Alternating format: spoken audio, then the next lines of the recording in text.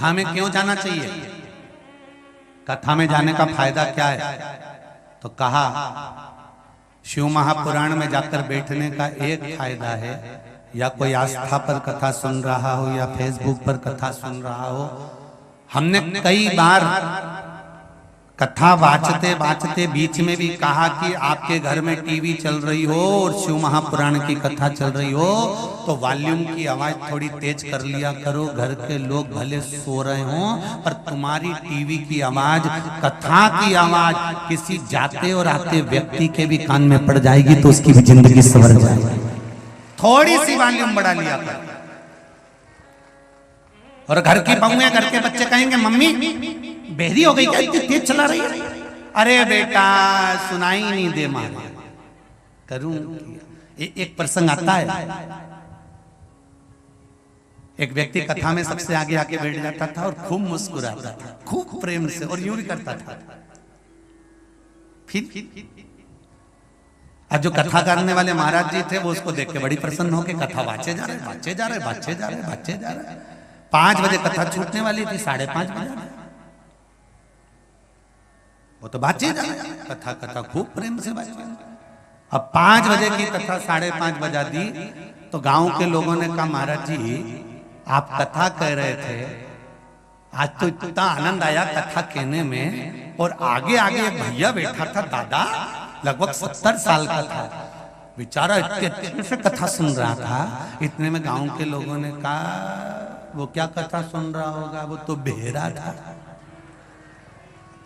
उसके तो कान ही नहीं थे,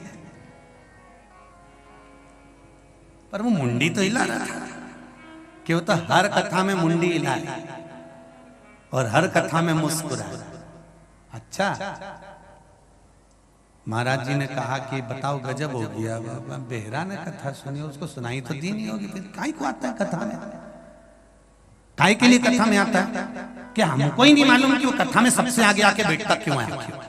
महाराज जी ने कहा उसको पकड़ के लाओ जाओ, और वो बहरे व्यक्ति को पकड़ कर ले गए। महाराज जी ने पूछा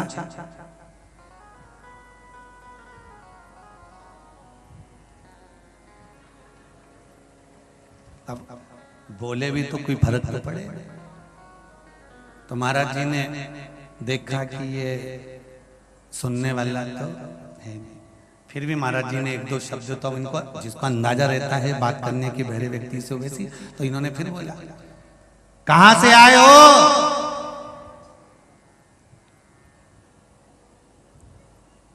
महाराज मुस्कुरा, कहां से आए हो? अब जो उन्होंने फिर मुस्कुरा, महाराज जी को लगा ये बोल नहीं पा रहा, तो महाराज जी ने लिख कर दिया कि आप कहाँ से आए हो? मैं गांव में रहता हूँ, मंदिर के पास में पीपल का पेड़, उनके पास में महाराज झोपड़ा, वहां से।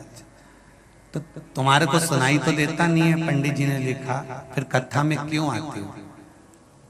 गांव के व्यक्ति ने जो जवाब दिया है उसने कहा मैं कथा सुनने मेरे लिए नहीं आता क्योंकि मुझे तो सुनाई देता नहीं है, मैं तो मेरे बेटों के लिए कथा सुनने आता हूं।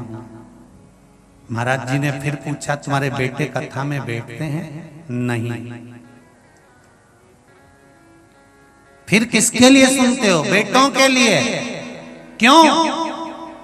मेरे बेटों को फुर्सत नहीं दुकान से, मुझे देता नहीं सुनाई, मेरे बेटों को मैंने कहकर रखा है जहां भी कथा हो मुझे ले जाकर बिठाने जाओ और एक बेटा लेने जाओ।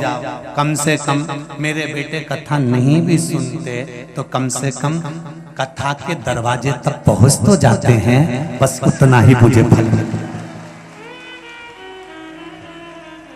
तेरे मंदिर में आना मेरा काम है और मेरी बिगड़ी बनाना तेरा काम है, तेरे द्वार पर मैं आ तो गया, दर्शन दिखाना तेरा काम है। वो बहरा व्यक्ति कहता है एक बेटा मुझे छोड़ने आता है और एक बेटा मुझे लेने आता है।